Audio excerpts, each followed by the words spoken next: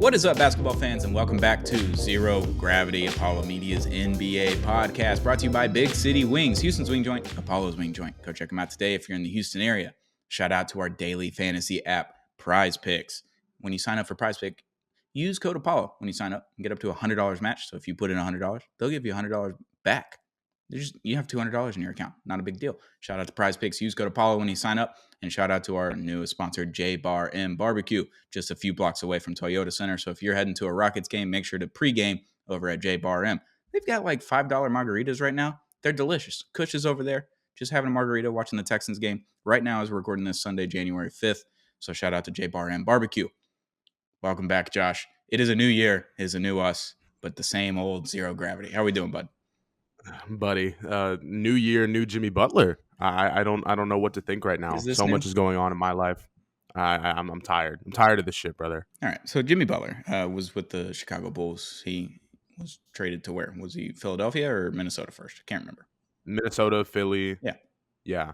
Everywhere. He is a path of destruction at the end of the tenure. Everyone loves him while he is there. And then it comes to an end where he either needs to get paid or he's tired of coach or player situations. And every situation has just burned to the ground after he left. And I love it. I think I commend him for it. I think it's a true virtue of him. He's like, if you don't want me, I will burn this to the ground. And I love it.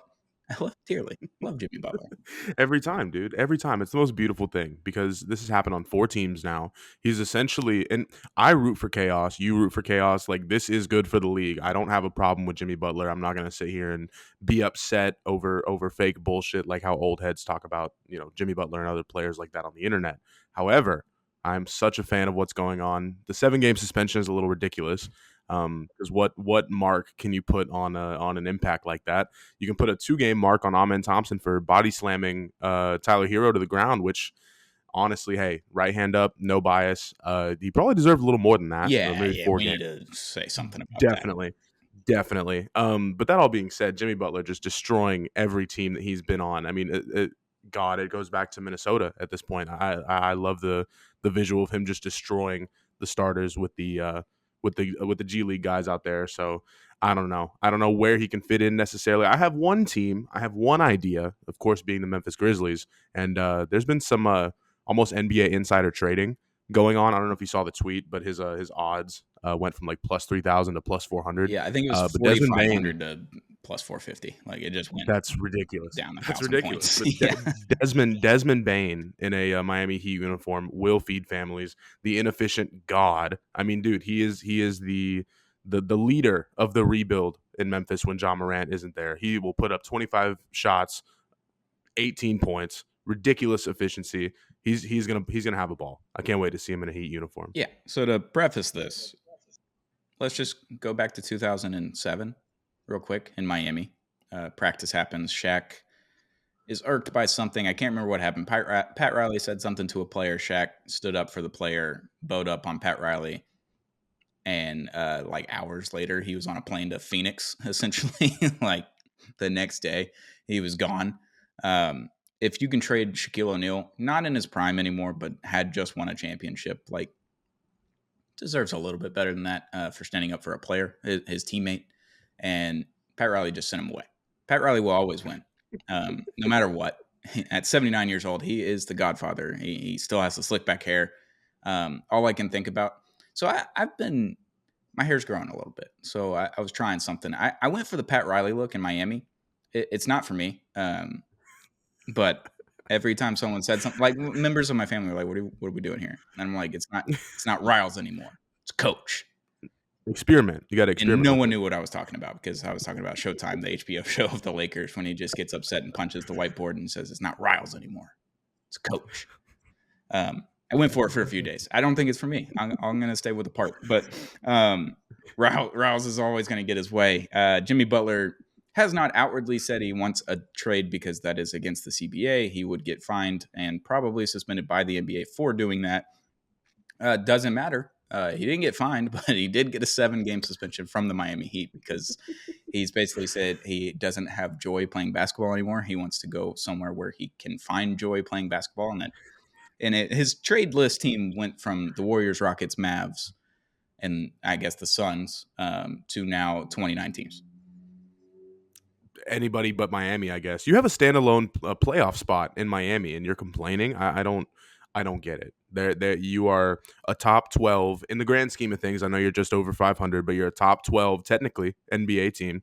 Odds of you going to a team that's better than that, I mean, not as high as I'd like to think, but I mean, Memphis, Dallas, Golden State, those are all teams that will surely take your services. I don't know. Yeah, it's interesting. And Jimmy Butler's path of destruction has usually been a cause of coaches or players. Minnesota, obviously, Karl Anthony Towns, Andrew Wiggins. He was fed up with their shit, and that generation, I guess, he's kind of a boomer in a sense. Like he's Old like, head talk. the fuck are we doing here? Like, and then the Jeff Teague podcast story about that practice will live on forever in lore.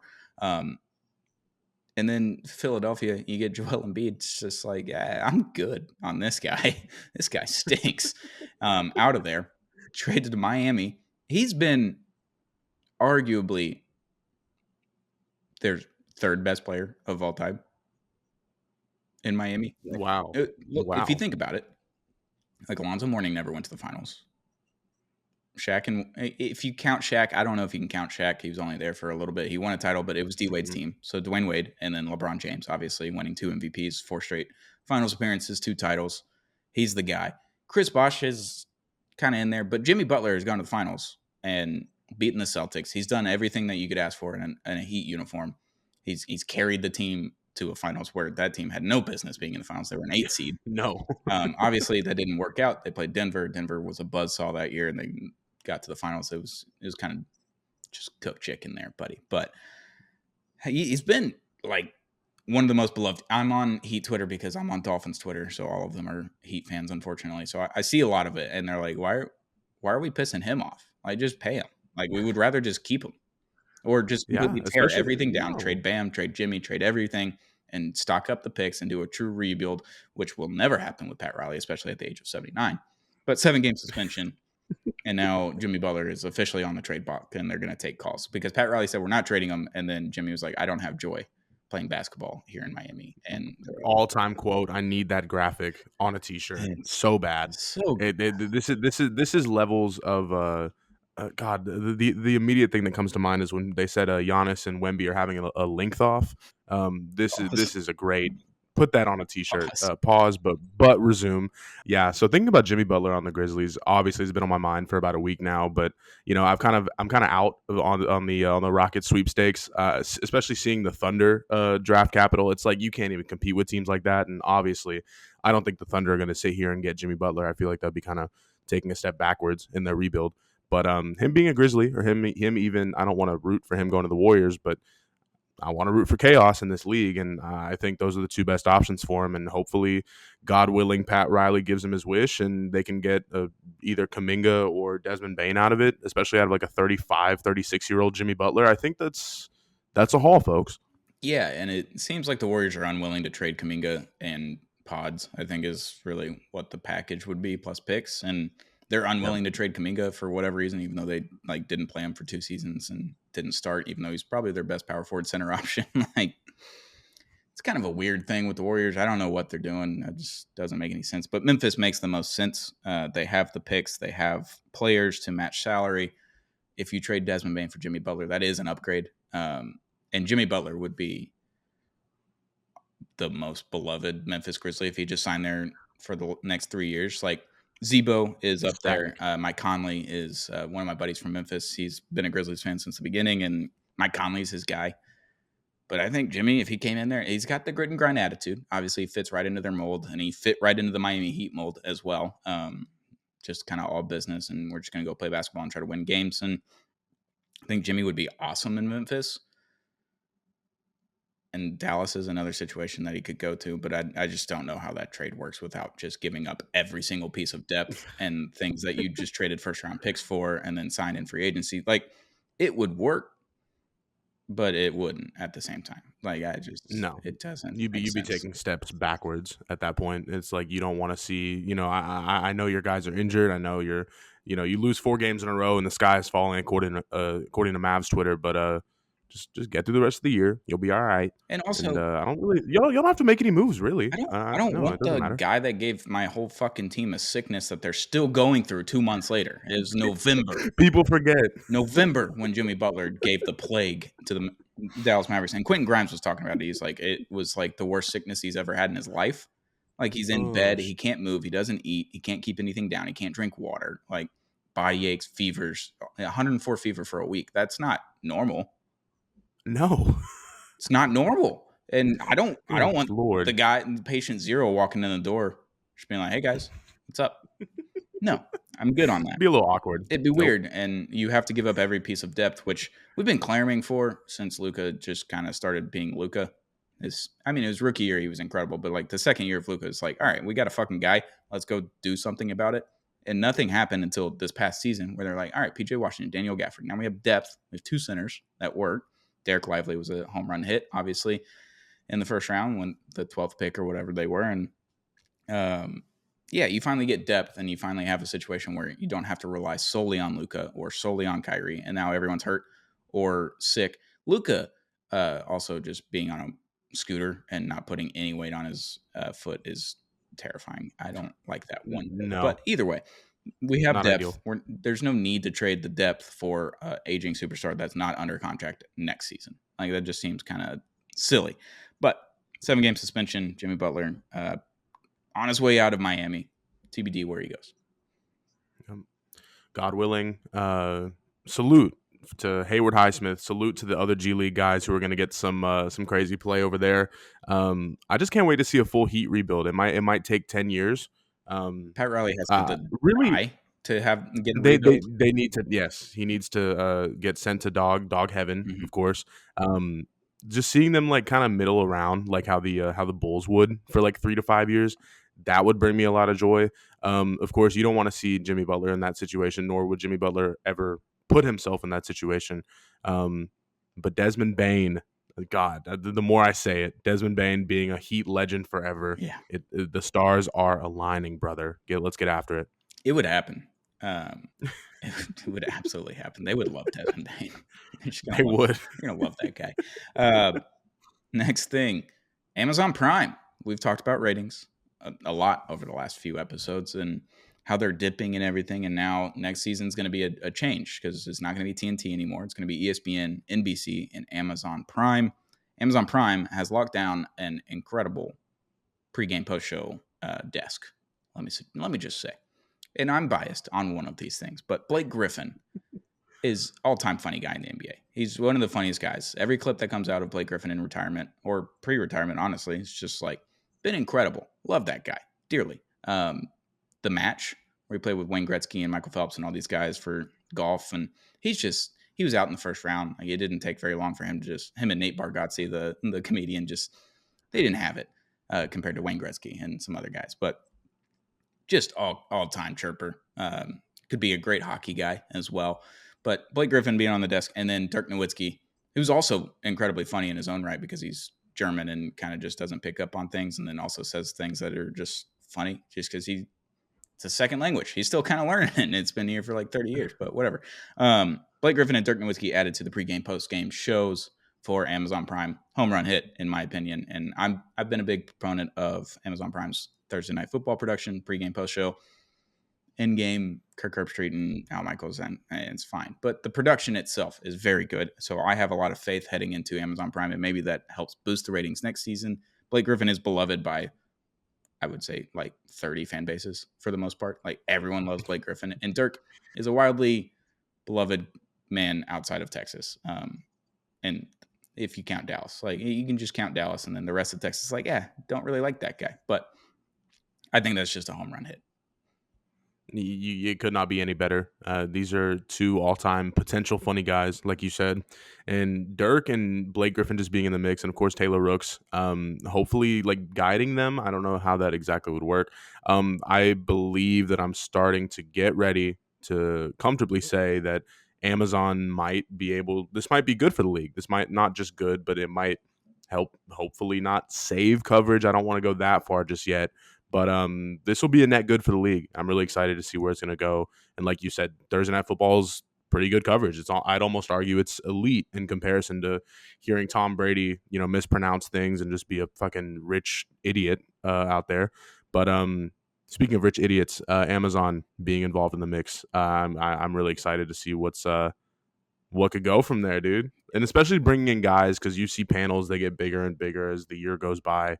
And I don't know. I'm not necessarily the biggest fan of Andrew Whitworth, but you need guys like that. You know what I mean? So hopefully there's a couple former guys that get involved in the mix. If Jamal Crawford isn't locked down by Turner, which obviously, TNT is kind of going to be on the back burner.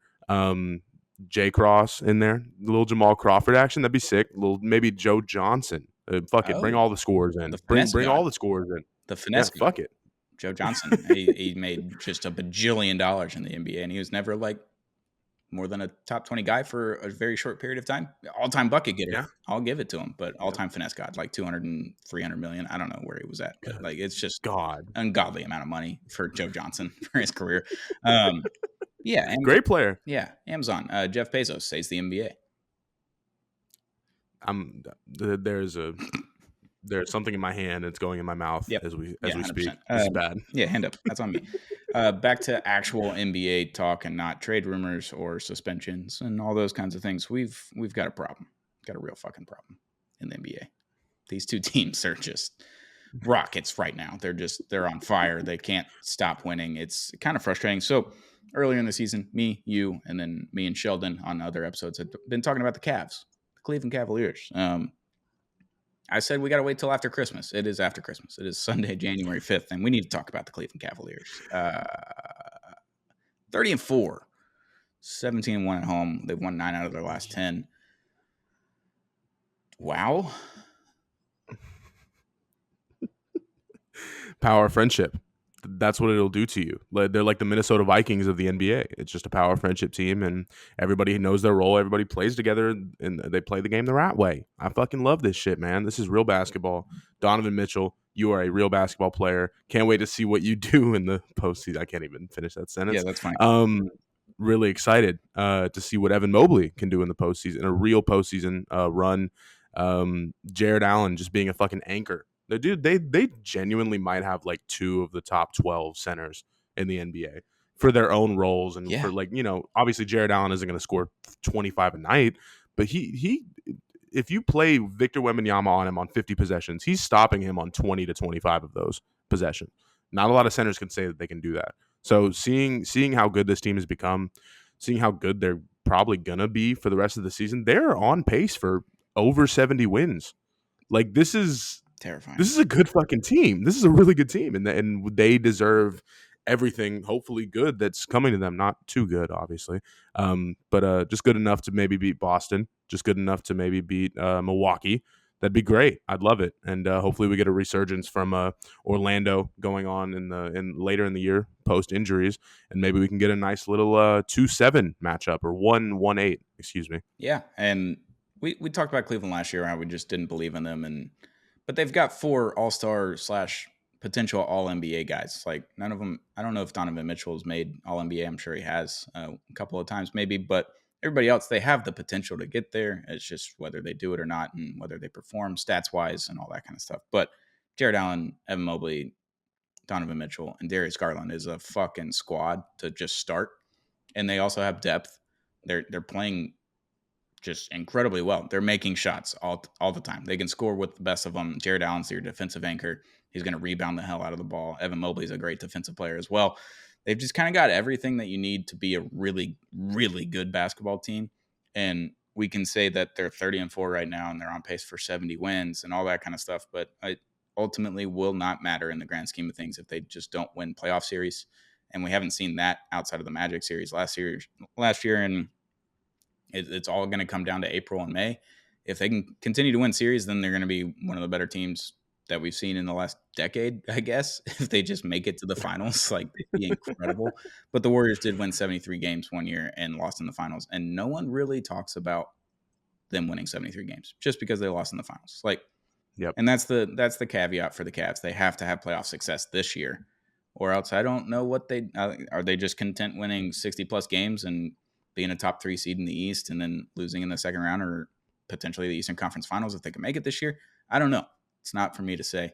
I'm not a Cavs fan, and I'm also not a part of the organization. So it doesn't matter to me. But yeah, they're on a tear right now. And if they can have success in the playoffs, like this is a scary team because they can just score at will and they play really good defense, even though their guards aren't great at defense. But yeah, they're nuts. God, I want to give an in memoriam to Colin Sexton, Hmm. because he should have been a part of that squad. Great It's Cavs very fan. unfortunate.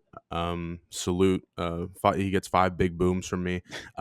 Shout out to the whole fucking team, dude. Like top to bottom. That's the thing. Like whenever I'm league passing this team, I don't see many holes. Like when they play, they come out every single night. I know they're young. I know the same thing. We can say the same thing about the Thunder. If they're not getting immediate playoff success this year, then we need to have conversations. We need to look in the mirror. But sure, like, that's kind of an easy, not cop out, but again, we can say the same thing about the Rockets, the Grizzlies. There's so many different teams that deserve playoff success because of the regular season success that they've been feeling. Not too long, but for the past year or two. So I just Godspeed to them. They're a sick ass team, and I get joy out of watching them. The Pistons, at times the Nets, because the rebuild situation. I love that shit, dude. D'Lo as the rebuild pilot. Oh my god, he is crashing that plane so fast. I cannot wait to see it, dude. The next 50 games are going to be elite basketball. I went to a Brooklyn Nets game in 2019. The team of friendship. That's the ultimate team of friendship right there, making the playoffs that year, and D'Lo and all those guys. Like that team. I went to a game. I don't remember who they played. Truly, I think it may have been the Bulls. They're just a shitty team. And I was like, it's not Yeah. bad. Kind of good vibes in here. No fans at all whatsoever, but good vibes. Great DJ. You got all the banners for Jay-Z pause up in the in the rafters and whatever. But yeah, D'Lo back in the Nets, just back for the Nets. It's good stuff. Oh, dude, we were talking about this pre-show. But Christian Coloco and Dorian Finney-Smith in Lakers uniforms, you cannot write stand up better than this. It is so funny and so weird. Just seeing the revolving door of role players come in and out of LA, and they're gonna last a year and go on get bought out or go on and play somewhere else. It's I almost feel for LeBron James, but I don't at the same time because he does have another star around him. I wish the star would be healthy. Yeah. But you know, it is what it is. Just seeing, I think we said at the beginning of the year they have the highest turnover rate, and I don't mean in the game. I mean like employee Yes. retention turnover rate. And I don't think many teams are going to touch that for a very very long time. But And Dorian Finney-Smith, more like dude fucking sucks. I just had to get that out there yeah, for the new year. I know. I miss Dorian in Dallas. I think he would have been a great fit for this team. He would have been a backup small forward and power forward and pair him with Najee Marshall, and you just get great defense and a little bit of 3-point shooting out of it. That would have been delightful. But now he's a Laker, and I just can't stand it. It looks disgusting. He wears number 17. It's not right. It's just not No, right. It's not right. He has his you're horses there in Dallas. protesting Dorian He's a big Finney-Smith. horse guy. Had all his horses in Dallas, and they traded him to fucking New York and L.A. What are we doing? Damn, damn, Can't have horses damn. out there. He's gonna have to put him in a parking garage. It's brutal. Poor Dorian. I miss him. Love you, Dodo. Um, even though you're on the Lakers. But last team we're going Yeah. to talk about, Thunder, the Oklahoma City Thunder. They were number 1 seed in the West last year. They're just a wrecking ball of depth and star power. Just like they make shots, they play great defense, and the power of friendship. Like we said, I hate their friendship. Their friendship stinks to me. I don't like it, but other people may. Yeah, they're on a 14-game win streak. I know we talked about the Cavs having a shitload of game. What was it? 18. They were 18-1 to start the season. 18-0 to start the Yeah, season. something like that. It was ridiculous. Yeah, the Thunder are doing it now in December and January, and they're 14-0 in their last 14. Shea is an incredible basketball player. We've known that, even though the free throws, we don't like the free throws, but he does it. James Harden did it for a little bit. And just the stars, they get the free throws, and that's okay. Yeah, they're really fucking good. And Isaiah Hartenstein was talking about the difference of playing in New York with Tibbs, where the starters are playing 44 minutes a game. And now with the Thunder, he's just like, he doesn't even have to play fourth quarters half the time just because they're up by so much and they have so much depth. They can do whatever. Like, they don't even have Chet right now. It's just like cruising to 14 It's games. so good. They're nuts, dude. It's like going to a job when you have like when you get a huge pay bump and you do like 3/4 of the work and you're like, damn, this is the best shit ever. I'm never quitting. I'm never leaving. Reminds me of that that Drewski skit where he's like, man, I'm never leaving jail. Like that's what I'd imagine that Isaiah Hartenstein is in the paint right now. Anytime he's on League Pass, it's great. Yeah, I mean, they're just really fucking good. I don't even know what to say. They play good defense. They score at will.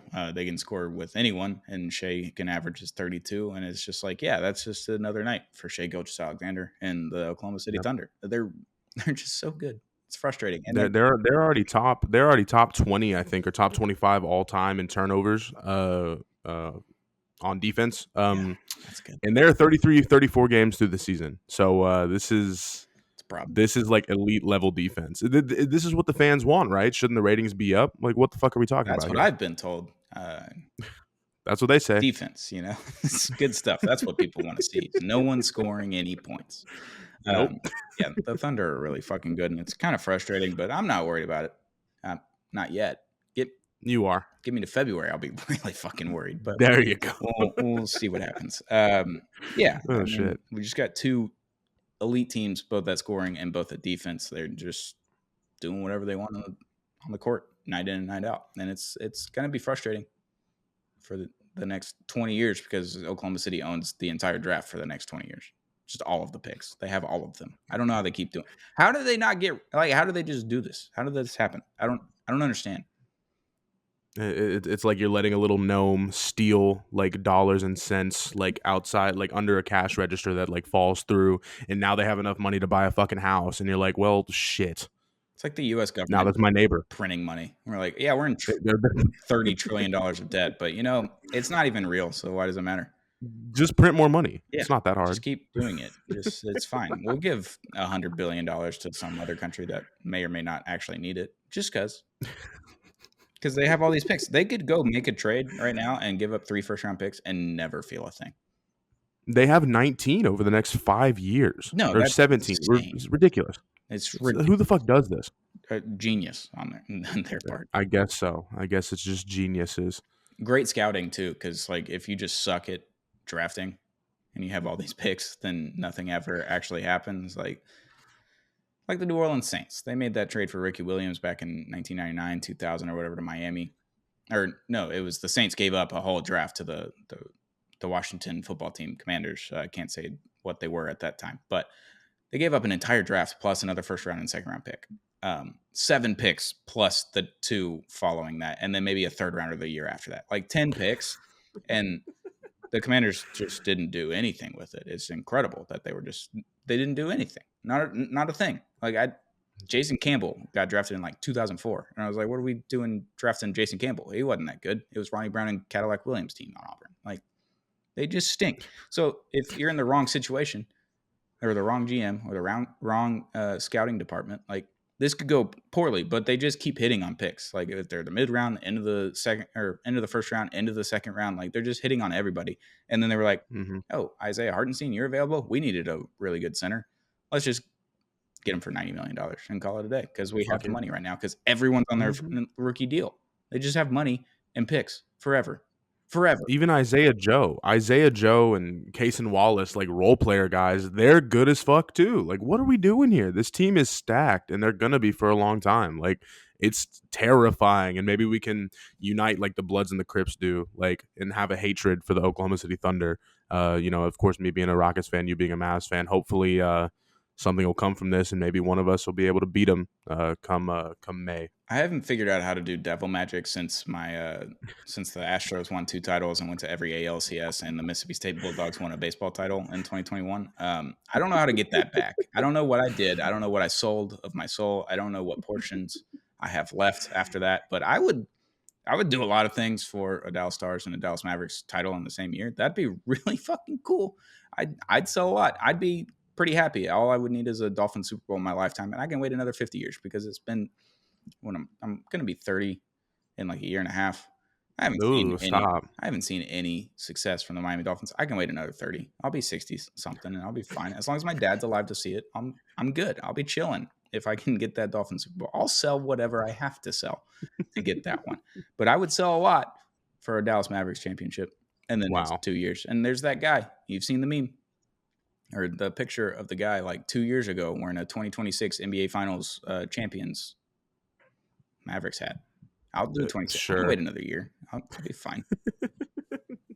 You'll be all right. This is what we do. This is what we do it for. So excited. We all have young and scrappy teams. I wouldn't say the Mavs necessarily, but your team's fun, and that's what matters. So hopefully this West is just as good as the first half. We have 41 games coming up here. We'll do some midseason awards Yeah, in a couple weeks here. I'm excited. let's That'll be do nice. that. And then we got trade I'll be sure deadline. to not give Jalen Smith another award. No, that's okay. He's hogging him. We got trade deadline right around the corner. Got a little over a month till trade deadline, so things are going to start heating up. Jimmy Butler is going to be traded here in any second, probably now at this point. Like, After his 7-game suspension. Please get him out of the fucking building as soon as possible. That's what they're thinking. So that'll be interesting. We'll talk about that when it happens. But another good episode of Zero Gravity, Apollo Media's NBA podcast, brought to you by Big City Wings. Houston's Wing Joint, Apollo's Wing Joint. Go check them out today. If you're in the Houston area, go check out Prize Picks, our daily fantasy app. Use code Apollo when you sign up and get up to $100 matched on your first deposit using code Apollo with Prize Picks. Shout out to J Bar M Barbecue. We will be there January 18th. Houston Marathon's going on and goes through downtown. So we're going to have a big party over at J Bar M, and I think that leads into a Rockets game that night. I don't know if we'll be there the whole day for the game or anything like that, but we'll have more information as we get it from J Bar M Barbecue. Shout out to our newest sponsor, and shout out to our other sponsors. Shout out to our viewers and listeners on wherever you get podcasts and our YouTube, Apollo HOU. Hit that subscribe button. Josh, we'll be back very soon. This week, we're back on a regular schedule. Holidays are over. We can get back to league passing whenever we need to. It's going to be great. Salute. Thank you, brother. All right, this has been Zero Gravity, Apollo Media's NBA podcast.